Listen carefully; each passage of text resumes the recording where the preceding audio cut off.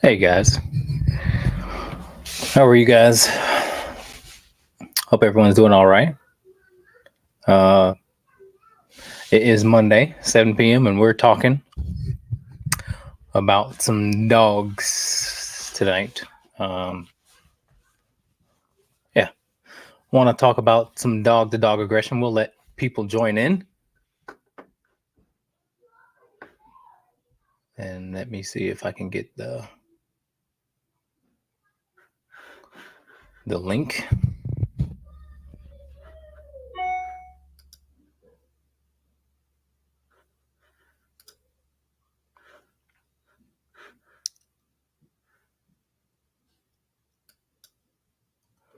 Hey Pat, how are you?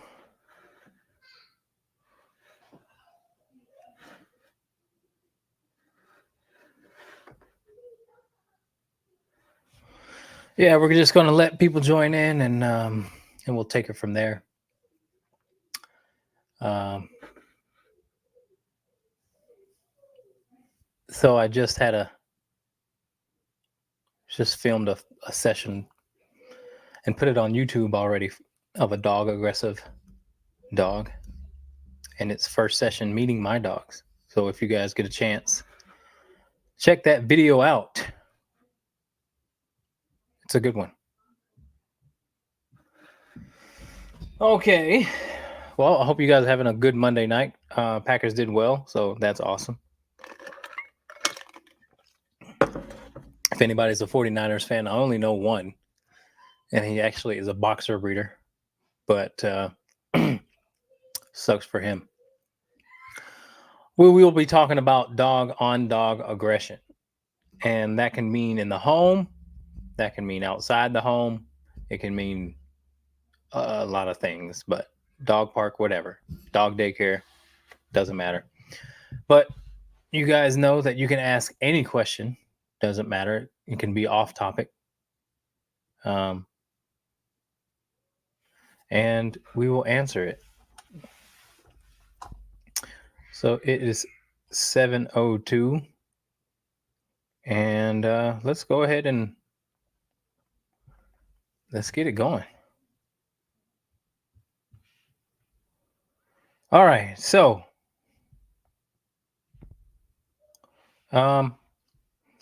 let's just talk about dog-on-dog aggression. So first and foremost, most important thing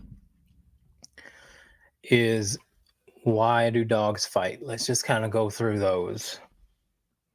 And if any of you guys have had two dogs in the same home that fought, or if your dog is dog aggressive, why don't you type in, and you don't have to, but give me some answers. What do you guys think? Why do you guys think are some reasons why dogs fight? Type in below. What do you think? Give me your best guess.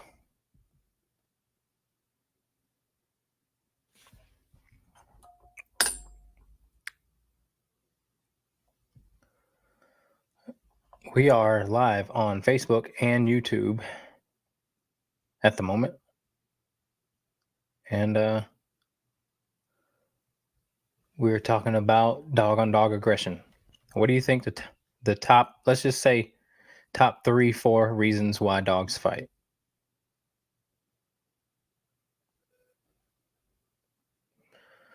Pat says fear and or dominance. Okay. And James says scared, territorial. All right. Melissa says determining pecking order, insecurity.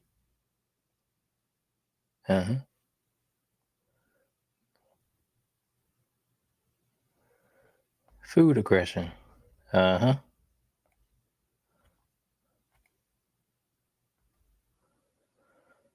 right, awesome. Yeah, those are some good answers. Okay, so those are more so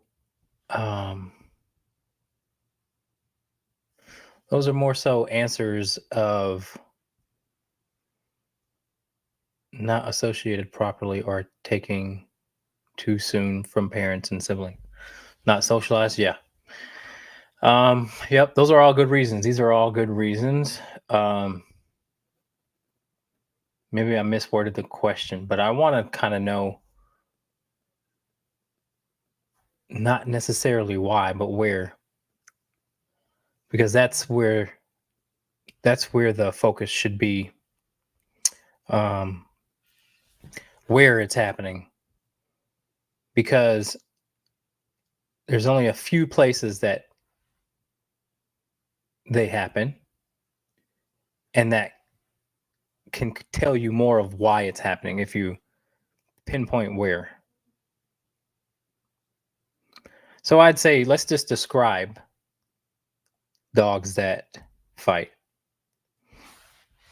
Between the two, there's always one that's a little bit overconfident, and then there's one that's underconfident, insecure, scared of everything.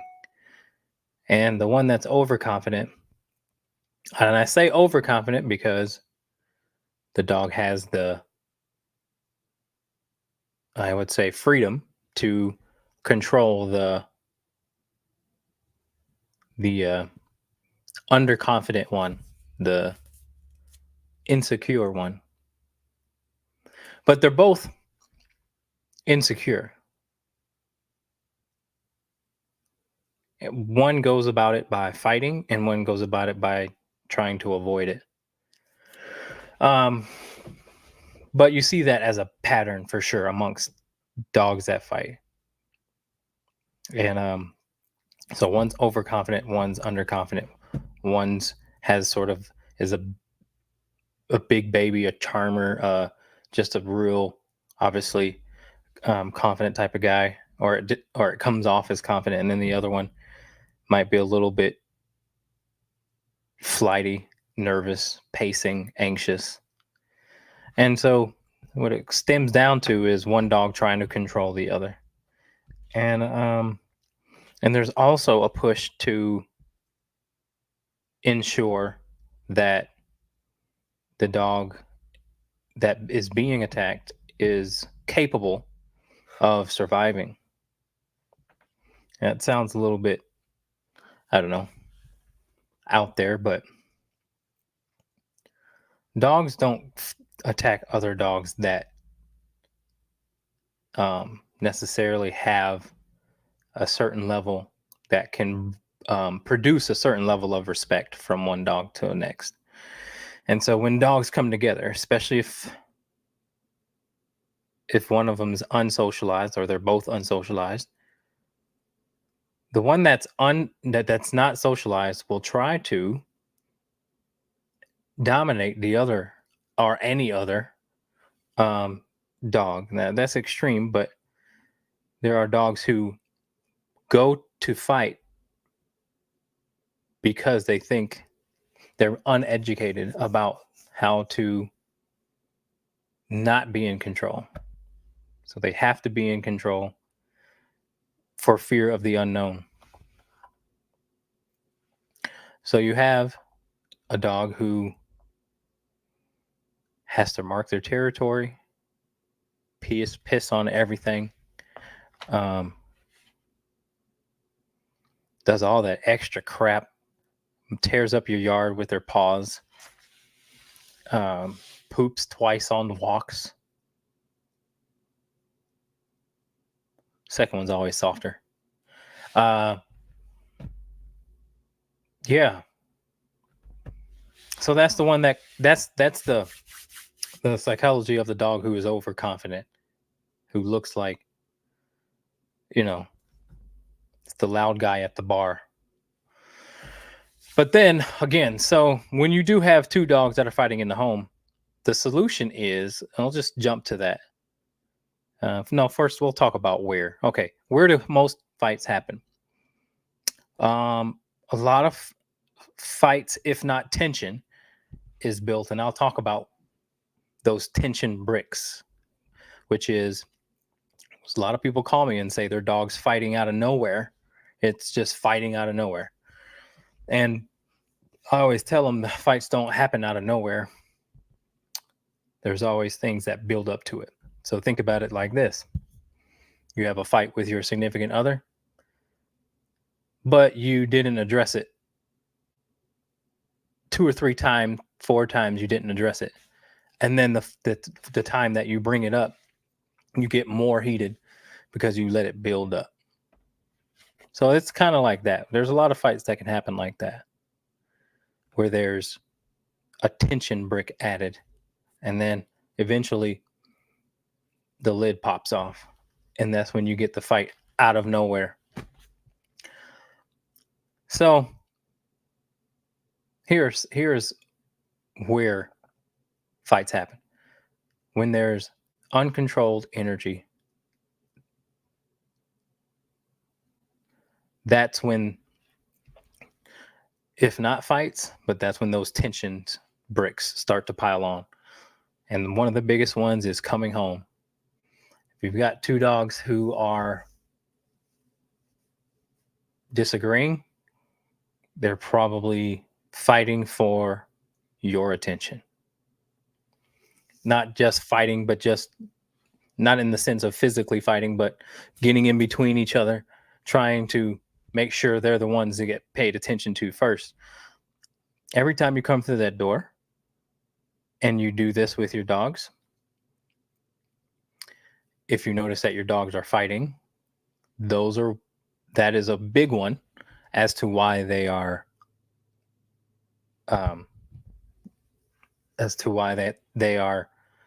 being combative with one another. So coming through the door and chaos, jumping, or just super excitement. Another one is space resource aggression. So again, you guys can be a space, or you guys can be a resource, and there's a dog that could be laying down by you, and the other dog comes by and blah, blows up. So that's usually couches,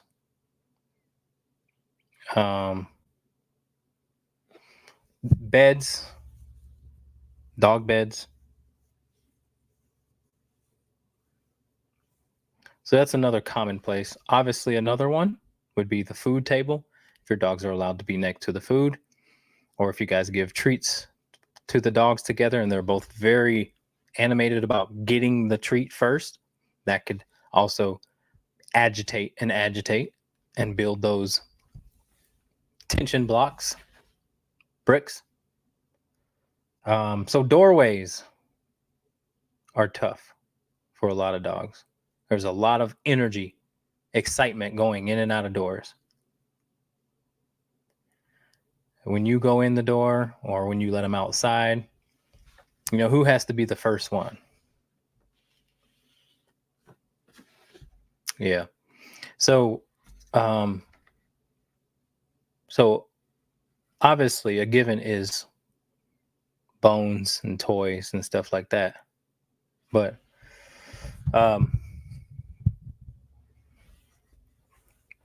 yeah, so those are the reasons, or those are the areas where they decide to get ugly with each other. Just selfish with attention, selfish with food, selfish with toys, selfish with space.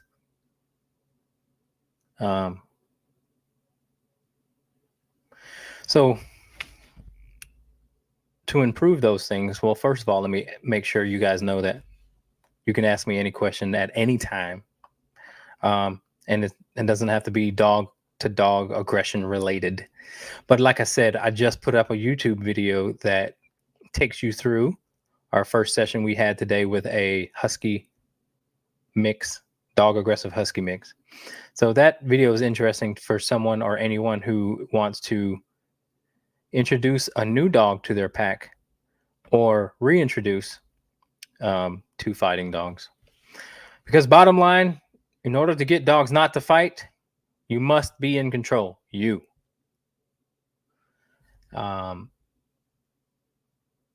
must be in control. You must be able to get both dogs to become calm on command. I mean, pretty quickly. They should be more responsive to you in general. If they're not, and they have too much freedom of choices, then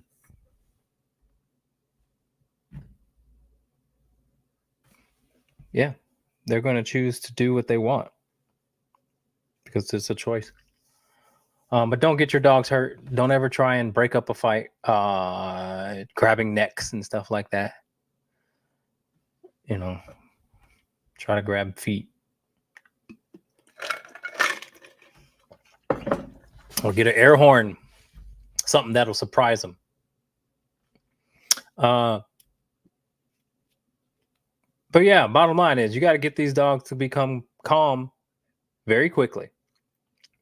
Because what will happen is one dog will go, oh, wow, he can actually be calm. And the other dog will go, oh, no shit, you can be calm. Cool. You want to get to know each other again? Okay. Awesome. And with enough time, they'll become buddies again. But they have to know what's wrong from you. They have to be able to know that I can pet one dog at a time and the other dogs can go away. If that's really good point in your relationship, if you can pet one dog without the other dogs coming up and me.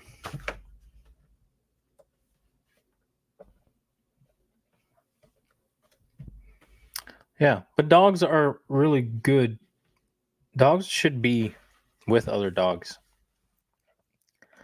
There is such thing as when there's a dog, only child syndrome, and a dog can go through the same thing very easily.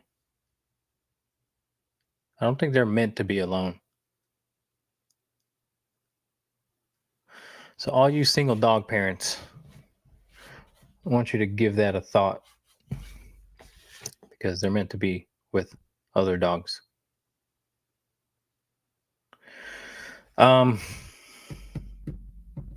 Yeah, and dogs that come from homes where they're the only dog, they struggle at boarding places. They struggle at daycare places. Maybe not daycare. But they just struggle not being the center of attention and having things go their way. So I should start taking notes of how many dogs I get, because I get all aggressive dogs that I get that come from single dog homes. It'd be interesting to just keep up with that.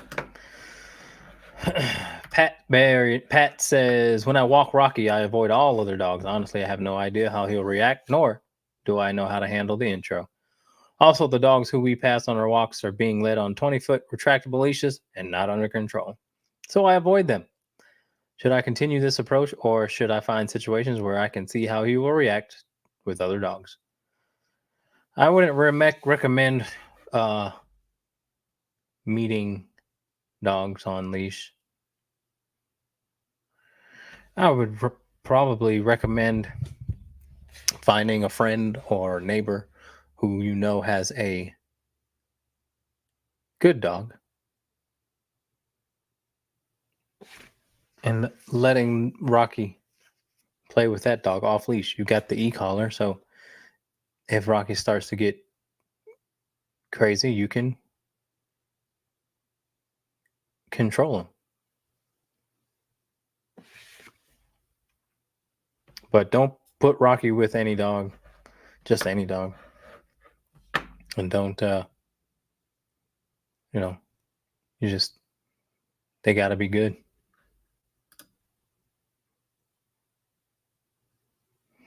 Jody says, we have a dog that thinks he's the only dog. There are those too. There are those too. Jan says, have you ever heard of a dog being embarrassed if you trim their little hind legs or tail hair? Our golden has twice now changed her whole personality if we trim.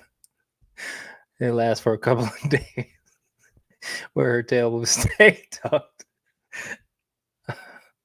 And she looks very sad and will army crawl. Oh my God. That is funny. No, I have not heard of that. That's funny.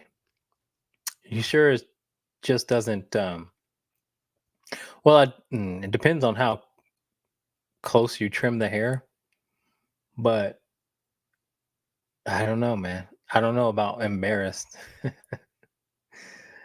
That's funny though. That's funny. I gotta give it to you. Yeah, I've got a golden too, and yeah, she doesn't seem to mind it.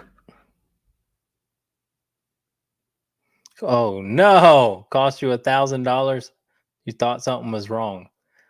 Oh man, that's crazy. That's crazy. Okay. If any of you brave souls would want to join the live stream, ask questions, there is a link I just posted. You're free to join, but you will be on camera. Actually, I don't guess you don't have to be on camera, but I'll be able to hear you. Okay.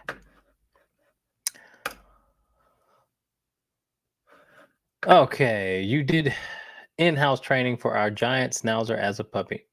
One of the best things you taught her and us was that she needs permission to go through a doorway. We also have a rough collie and a Bernese who learned that rule. Yep, that's a great rule to make sure dogs do not get into fights or build those tension bricks. It is very effective. Gate control, door control, just thresholds in general.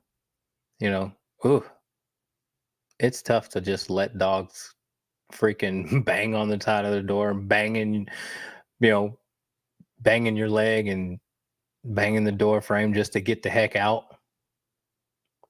Make those dogs sit and wait and be patient. Yeah. Yeah, any other questions, guys? Feel free to ask. All questions are welcome. There are not any bad questions. So I'm going to amp up the question and answers, guys. I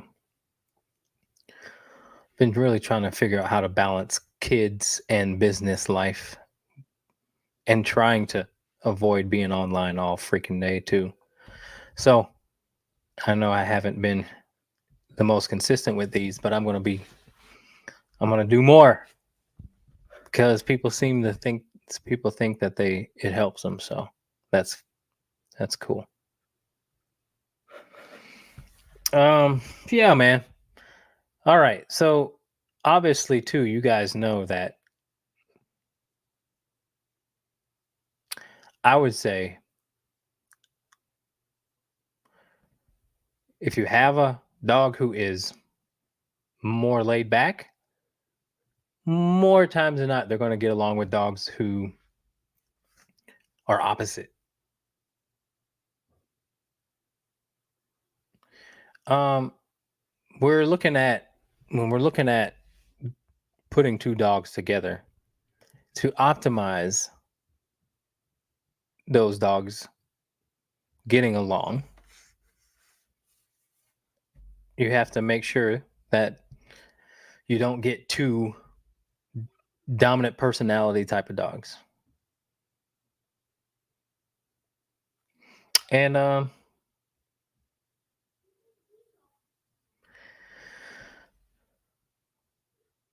so the best combination that is that. Now, when you start to go by other factors such as sex, obviously males and females get along better than males and males. and females and females.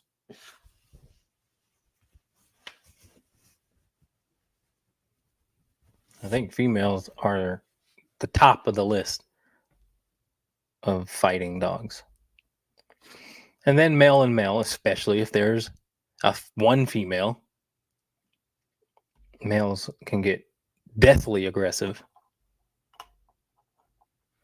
if there's another female around. But male and female get along the best, but they can still get down if you have a dominant female and a dominant male. Okay. Elizabeth says, okay, can you link the best e-collar? Ours is on its way out and looking for a new one, as Rambo got a rabbit today and wouldn't drop it. Oh, Lord. Good job, Rambo. Should have let him eat it. Just kidding. It's not, I don't know. There's some disease. I let my dog eat rabbit, but there's, I guess, some sort of disease that rabbits carry. So I read. But if my dog catches something, then I'm going to let him have it. That's his reward. He's just acting out and being a dog. It's okay. Let him be a dog. I bet you he was like, hell yeah, still got it.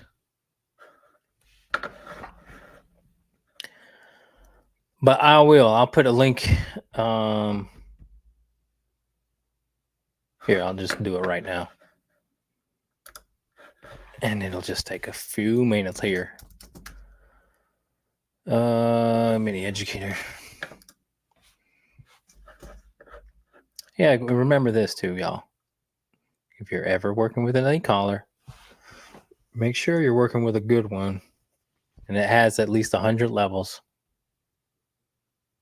So you can be very gentle if you need to.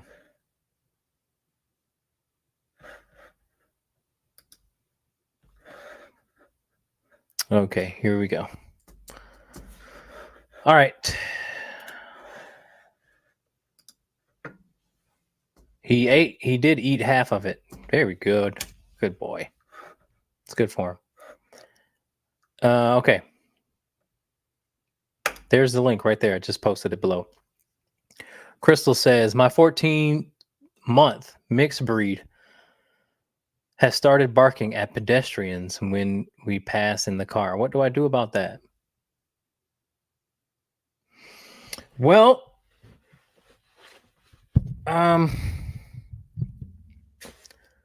the short answer would be to tell the dog to be quiet. But if you can't do that, if that doesn't work, which I'm pretty sure that was your go-to, then you have to give the dog something to do.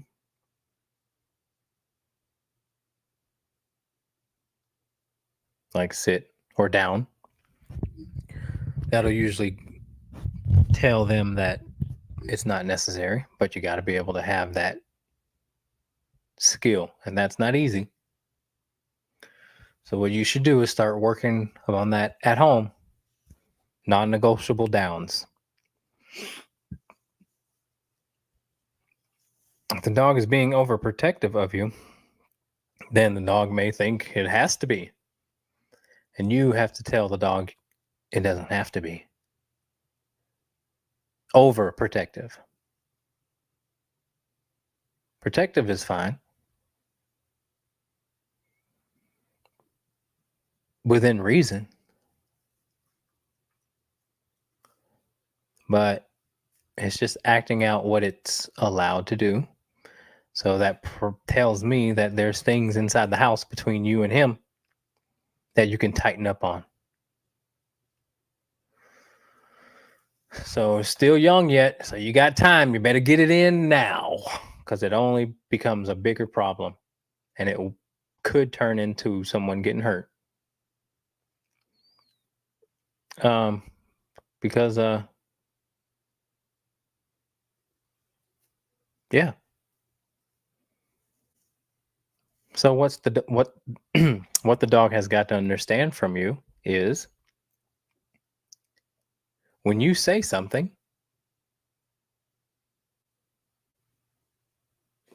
to the dog should take your word for it instead of ignoring you.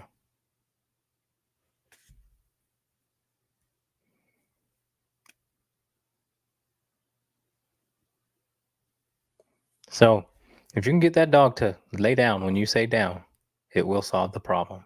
If you can get the dog to say and when if you can get the dog to be quiet when you say quiet, it will solve the problem. But that's easier said than done. Very hard.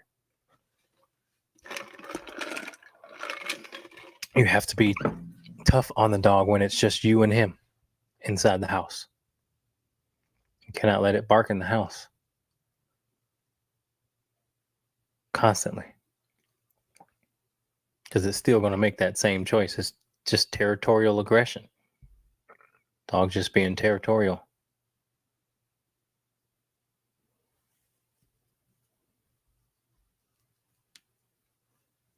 So I'm not saying that a dog would ever bite anything or anyone, but to make sure it doesn't, make sure you can tell your dog to go lay down and it do so. That solves a lot of issues. A lot.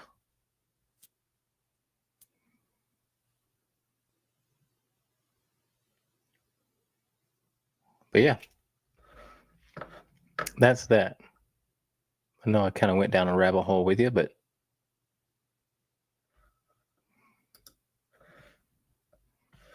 let's make sure he stays safe. You stay safe. Other people stay safe. 14-month-old. That's not young. Excuse me. He's young, and right now still impressionable. So work hard to get that dog to trust that when you say something, it should consider it instead of ignore it. It could end up being the reason why a dog decides to get along with others or decides to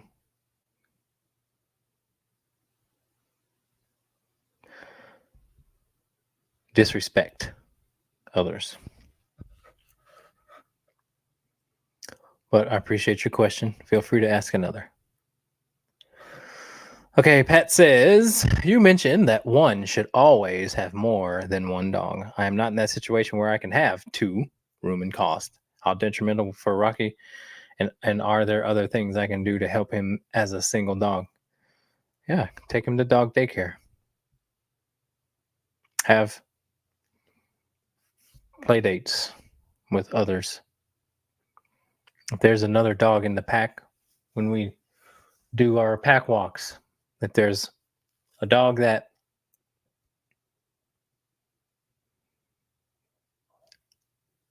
is there that will get along with your dog,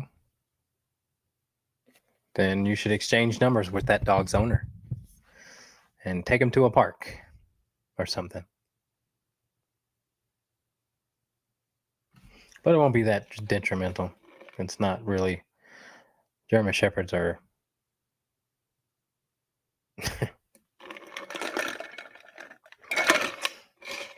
they're fine not sharing. Hell, you got to freaking wait in line just to be in the inner circle of a German Shepherd anyway. So I was thinking about dangerous dogs. And pit bulls always come to mind. But damn it, German Shepherds are freaking dangerous too. There's just a lot of them that are so anxious. And again, they're so. You have to really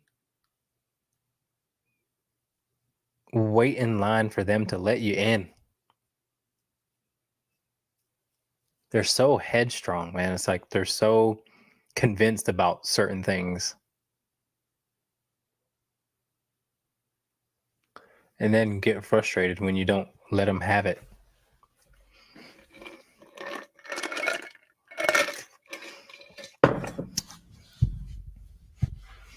So the German Shepherd is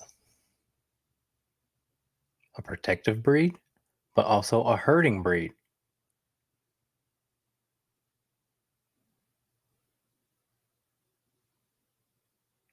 Like pit bulls at least let you in quicker. In the inner circle, I'm talking.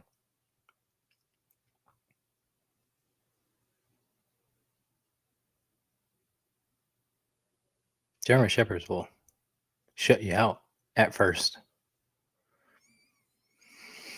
I'm gonna do that. I think I'm gonna make like a breed series where I take the breeds that I know pretty intimately and break down do's and don'ts if you get this breed or that breed.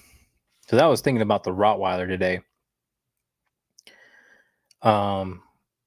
And there's just I've had an influx of Rottweilers the last few months. It's crazy. It's like Rottweilers are like, and then I had 2 Dalmatians sign up, and I'm like, Dalmatians? Where do they come from? I know that they're all kind of weird. And that's what you get for trying to breed a recessive gene, trying to reproduce a recessive gene. It's like, oh, spots, I love them. And then you just get a bunch of weird acting dogs. But the one I've got, he is mixed with pointer, because he has an English pointer head. It's black and white, but like the structure of it and the eyes are all English pointer. And they said that they were mixing the Dalmatian with the pointer because they were trying to breed out a dangerous disease that is common among Dalmatians. So now you got a freaking Dalmatian that likes to sniff and point. I'm just kidding. This Dalmatian has not pointed, but that'd be sweet. But it doesn't. It just sniffs and sniffs and sniffs and sniffs and hates cars and sniffs and sniffs. I'm like, you're not a Rottweiler. Rottweilers hate cars.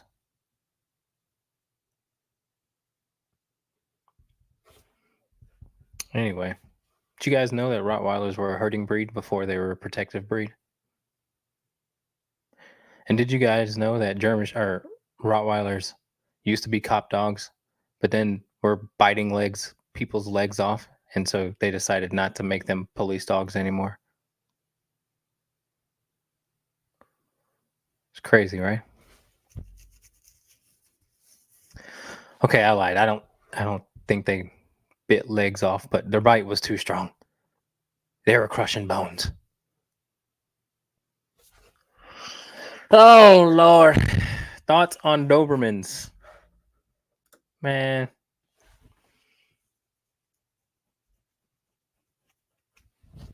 I'm biased towards Dobermans. I might get emotional talking about those. So I had a Doberman growing up. Man, best dog. Whew. He was awesome. His name was King. And he used to be able to, this was in the 90s, but he used to be able to, we used to live in a neighborhood that was next to a farm that had bulls. And we used to sneak on the farm and antagonize the bulls. And he would always get in between us kids. There was 4 of us boys. He used to always get in between us and the bull. or any of the cows or whatever. And when we would leave, it would chase our car until like the top of the hill. So we lived at the bottom of a hill. And he would stop at the bottom or top of the hill, and then he'd come back down and go in his house. We left the gate door open and had a doggy door. It was awesome, man. I want a Doberman. I want a guard dog, a huge dog, and a hunting dog. That's going to be my goal, to always kind of have 3 dogs like that. Maybe 2 hunting dogs. But I have a hunting dog, I have my huge dog, and I'm looking for another hunting dog.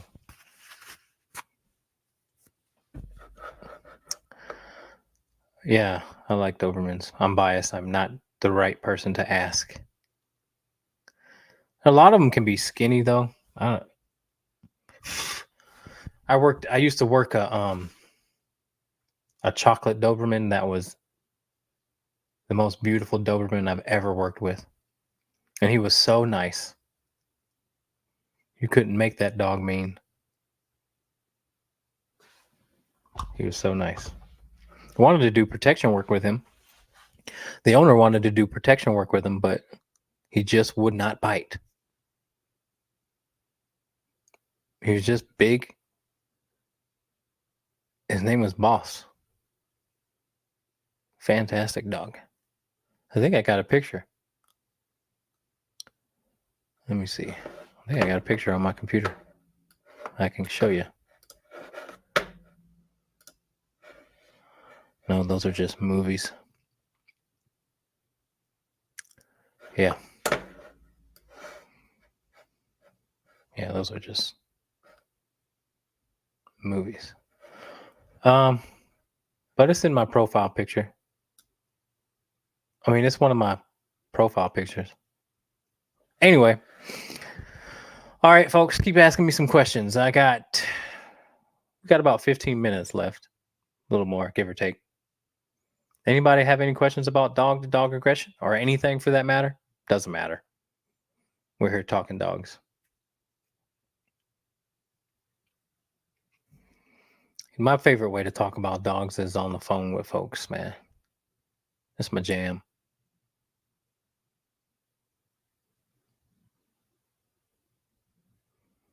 Even when I tell people, I say, be as honest as possible. I say, does your dog jump? Well, you're lying. Your dog jumps. Just tell me the truth. Well, sometimes, no, either he does or he doesn't.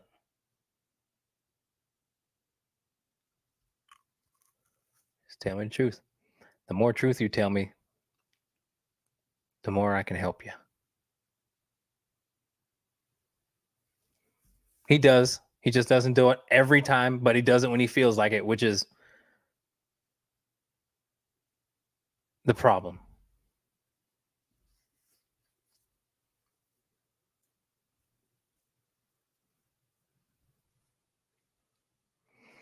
I've just switched up my whole approach / philosophy when it comes to dog training. I don't even want to call it that. It's so oversaturated with young, not even young. They ain't got to be young. They just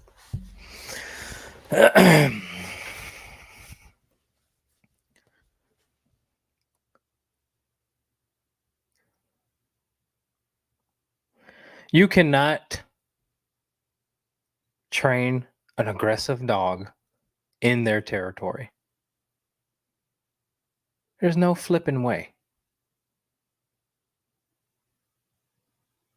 I mean, that's like asking someone who's addicted to drugs to stay in their house with the enablers and get clean. The enablers are living in the house with you, and you're in that environment where you were addicted to drugs. Ain't no way you can get clean in that environment. There has to be a environment that can uphold boundaries.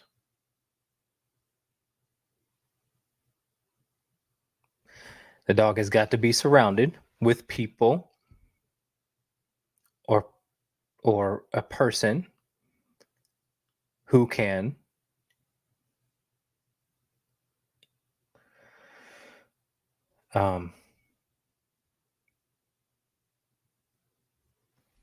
enforce boundaries that are non-negotiable. Sometimes families don't have the ability to do that. And that's okay. But these trainers who think they can go into a home, their home,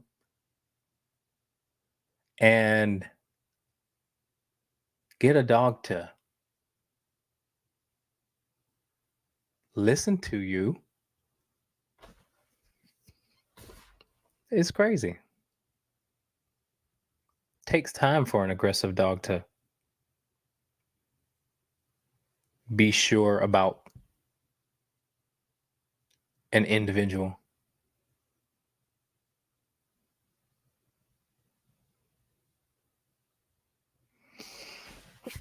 So, plus again, territorial aggression is so deep into, it's such an intimate space, and it's very hard for a dog to give up control to a stranger.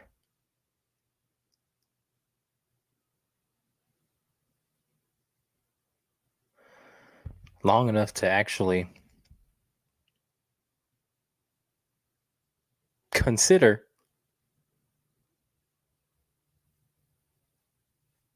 listening, man.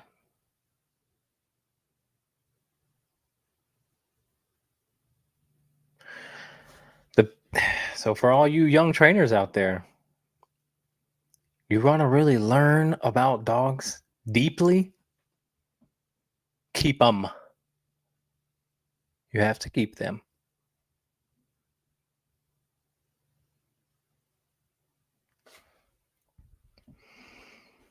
You don't have to work with aggressive dogs either. Jesus. There's plenty of non-aggressive dogs that need help. Aggressive dogs are very dangerous.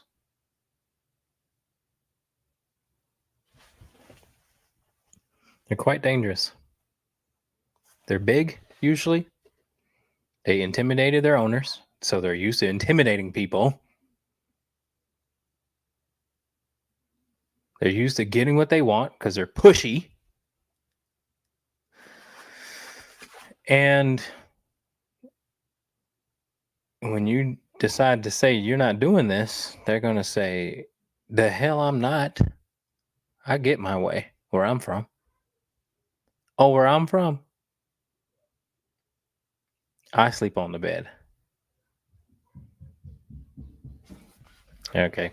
Anyway. Okay. Pat says, when a person comes across an aggressive dog, what should we do? Avoid it. I mean, what are you talking about?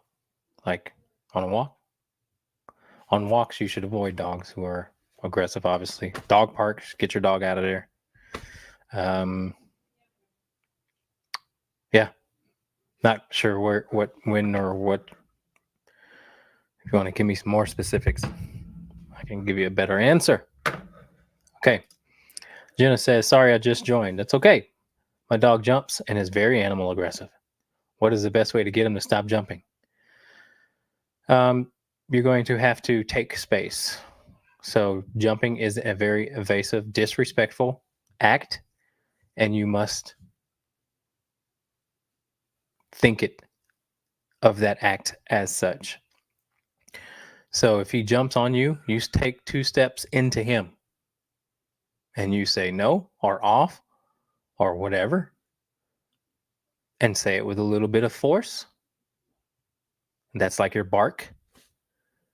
And you tell him that that's not what you want. And you're going to keep repeating that if he doesn't believe you. But bottom line, you got to make a believer out of him. And then don't do it. Don't pet him or pay him any attention when he decides to leave you alone.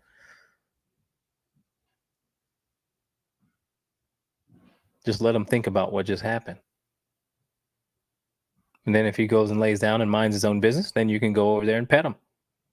That'd be good. You just taught him to get, if he wants something, he should go lay down and chill to get it. So take space. Step into the dog. Make him back up. Tell him no. It's totally fine.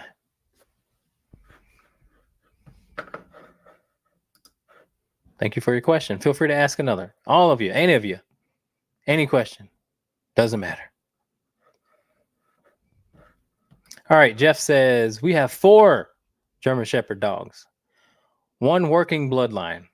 She comes to the office with me every day, except when we are expecting a delivery from the FedEx driver. She's great with all the rest. Am I doing something wrong? He seems to be an okay person, but she wants to take him out.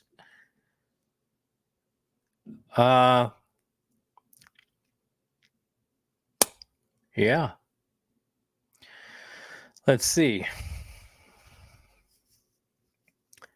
So she's great with all the rest. All the rest of the people?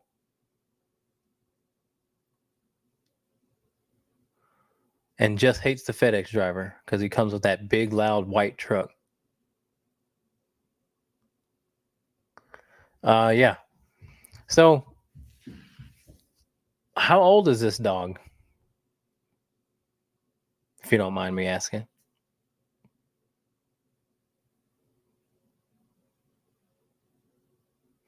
But you just got to tell her no. 4, that's old. Okay. Yeah.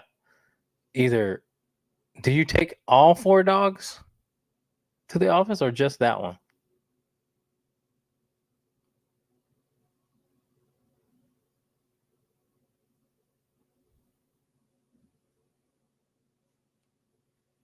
Because why not just leave her at home?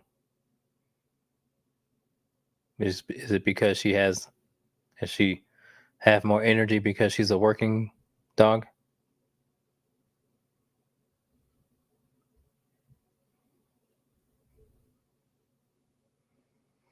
Because for some dogs, yeah, so maybe you might have to find out a different outlet of exercise, or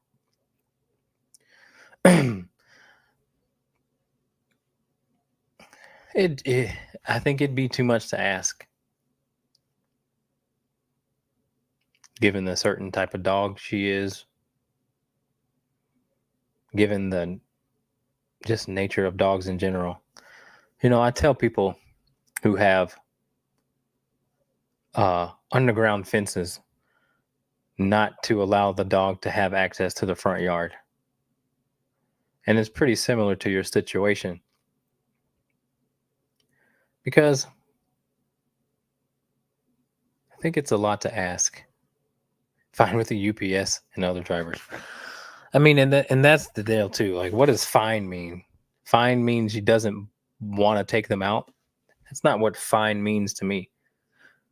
Because if it's fine, and then you're leaving your dog, you're leaving it up to the dog way too much to decide. And that's dangerous. What does fine mean? Fine to me means a dog doesn't even go up to get to greet them. Doesn't even bark. Does she love them or she try to control them in a happy way? Is it obsessive? Like, we got to really define what love is here, because I just get my experience is, especially with German shepherds, is it love or is it obsession, and trying to control them through their own anxiety and stress, stress, the happy type of stress. Is it out of control? Can it be controlled? That's when it's coming from a place of genuine love, not necessity. Because if the dog has to address everyone, no matter who the dog is, and then decide whether one is okay or not, again, that's dangerous, because it's too much. It's too much for the dog to decide. Oh, let's see if she loves you. Let's see if she loves you. She freaking hates you. Why? Well, that's not a question that should even be considered. It's, you've done it to someone and you go up to everyone, which means you may do that to someone else. Okay. Well, if it's under control, which I find hard to believe, but um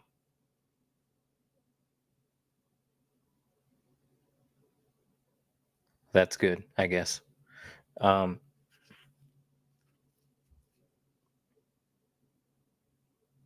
yeah, I find it hard to believe that. I mean, the dog is 4 though, so there's a maturity level there. I mean, that could possibly be there. But this is what I would ask you to answer if we were talking on the phone. You don't have to do it now. But does the dog go up to whoever? Does the dog go up to everyone? Because if the dog really just hates one person, then there could be a legit reason, like the dog, dang FedEx guy kicked him or something. I don't know, kicked her or something. But if you can't figure out why, then again, we're going to be playing with fire, because in my mind, that dog has too much choice, too many choices. Shouldn't be able to greet people like that. Um, because again, it would take a lot of work to get the dog to understand not to give in to their own impulsive territorial obligation. Some dogs are obligated to do so, especially working dogs, even more so. So if we could set up a system where you could bring your dog to work and the dog just not be allowed to greet people at first, or at least be able to really control it, which means UPS the guy comes in, and despite the dog loving the UPS guy, still choose to listen to you when you say, come lay down.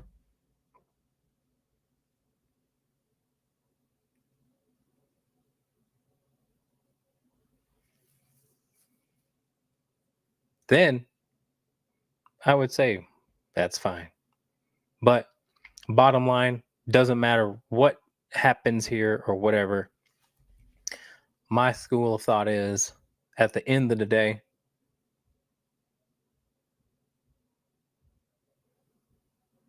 the rule is, my rule would be, you understand that there's no biting anyone unless they're trying to attack me or my loved ones or family or whatever. But and no means no to my dogs. So whatever I say no, the dog will stop doing it, which will in turn teach the dog that you can't go after people or that FedEx driver, and you don't have to. Not necessary. I got you. Don't be over territorial. So, yeah, that's that. I'll leave that alone now. But yeah, it's weird that it's not normal. that the dog can get along with everyone else and picks out one person, but not have the obsessive um, action of going up to everyone and picking and choosing who they get along with. So that's what I would push back on. And if, dogs are individuals, and if that is the case for you, then it's a rarity. But yeah. Okay, next question. I appreciate the back and forth, Jeff. All right. Elizabeth says, best type of approach or way to be when meeting new dogs. I work as a building inspector, and I'm in yards and houses all the time with new and different dogs. Most good, but for some seem aggressive or maybe just uneasy, and owners aren't always in control of barking and jumping, etc. when they try to hold them back by the collar. That's a tough one, man. I would be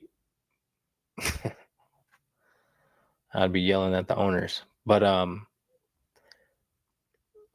that's a tough one. There's no real right answer. There are some dogs who will respond well to you standing up for yourself, which just means not allowing them to jump on you and bark at you. And then there are some who will.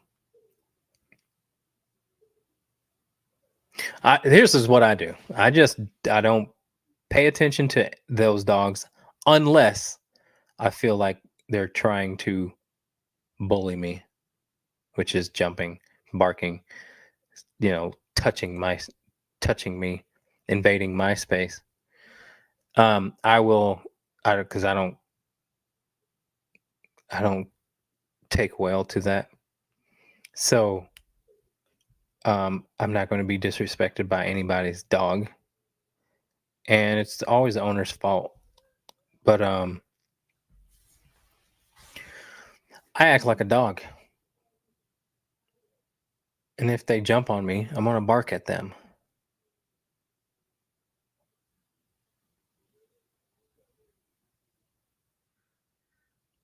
Yeah.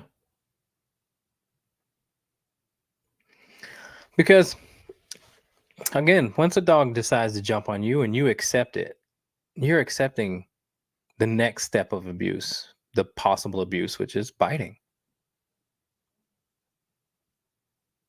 They don't jump on each other. Two socialized dogs who respect each other and are meeting each other for the first time, they don't jump on each other. And remember, I said respectful, not uneducated dogs, not antisocial dogs, not unsocialized dogs. Yes, they will try and jump on dogs, but it could result into a negative consequence.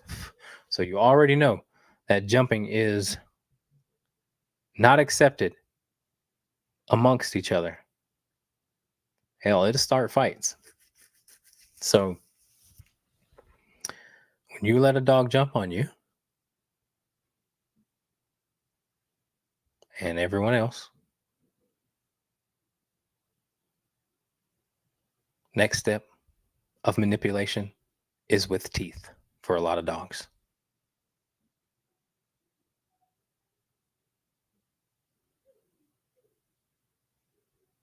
And don't get it twisted. You guys, everyone thinks dogs are, for some reason, a lot of people feel guilty for dogs by default. Doesn't do them any good when you feel guilty about that. Just makes you a rug to be walked on. Don't feel guilty or sorry. Dogs still kill people. Yeah, they end people still. They're still animals.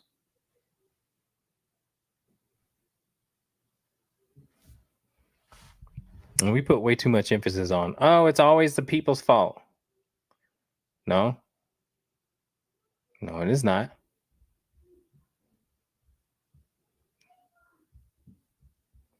There are some tough personality dogs, just like there are some tough personality people. And a tough personality dog in the wrong hands can be very dangerous. Not even in the wrong hands. They're street dogs that kill people. Dogs that live on the street. Like wolves. Street dogs are more dangerous than wolves. Wolves at least fear people. Street dogs, like, I ain't got no fear of them. I lived with them at one point. Anyway, all right, guys. Those of you who have your final questions, please feel free to ask now. If I don't have any other questions, I'm going to let my dogs out.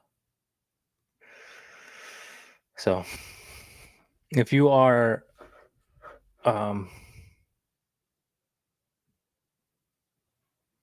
if you're not subscribed to my YouTube channel, please do so. I'm almost to 4,000. It would be awesome to get to 4,000 subscribers. I'm like 3.9. And I just found out my YouTube channel has over... Whoa. Sorry about that. I just found out my YouTube channel has over 1.2 million views. That's pretty cool. So I'm going to keep doing these videos, man. And if it helps you guys out, then it's pretty cool. Anyway, all right, I'm going to get off here. I appreciate you guys watching. Thank you for your questions and conversation. We'll see you next time.